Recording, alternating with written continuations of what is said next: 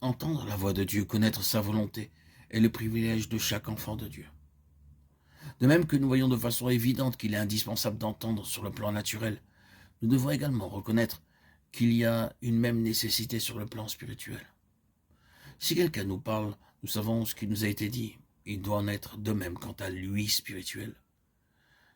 Comme notre Seigneur fut gouverné des cieux, nous aussi, nous devons apprendre à l'être, mais il nous faut permettre à l'Esprit de prendre sa place du Seigneur.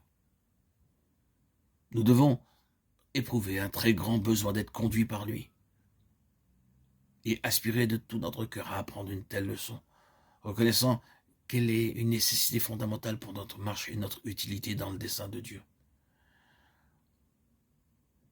Nous devons entendre sa voix, apprendre à entendre la voix de Dieu.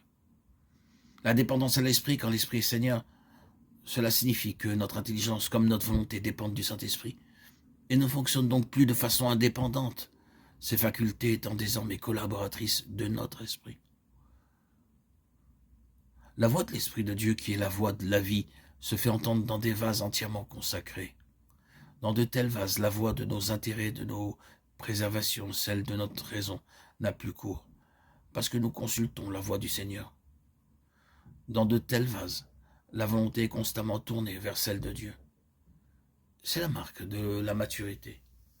Notre communion est avec le Père et avec son Fils, Jésus-Christ, 1 Jean 1,3. Dieu a introduit sa vie en nous, afin que par cette vie dispensée en nous, par le Saint-Esprit, nous le connaissions. Dans notre communion, le Saint-Esprit nous apprend à parler au Seigneur, à nous décharger sur lui de nos fardeaux et soucis. Nous pouvons tout lui dire. C'est en lui parlant, en lui confiant ce qui est trop lourd pour nous, que nous nous sentons déchargés. C'est ainsi que le Seigneur peut lui aussi partager avec nous ses besoins et ses propres pensées. Nous sommes alors grandement fortifiés et encouragés. Nous pouvons lui demander chaque jour ses directives, ses instructions, ses ordres concernant son plan céleste.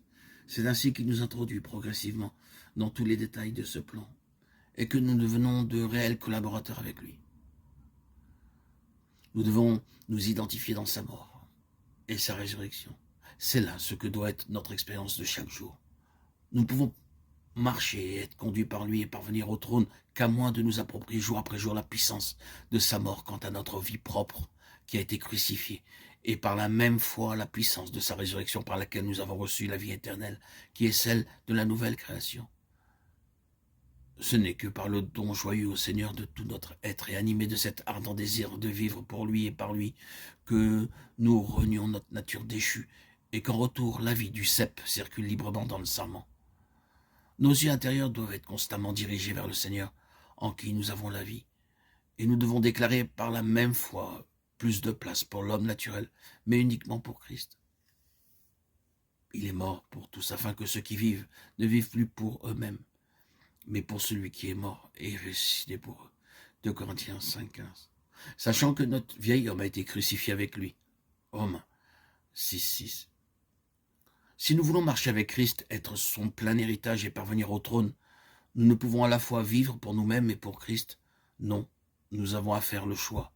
Être décidé de mourir à notre égoïsme, notre vanité, à tout ce que nous sommes.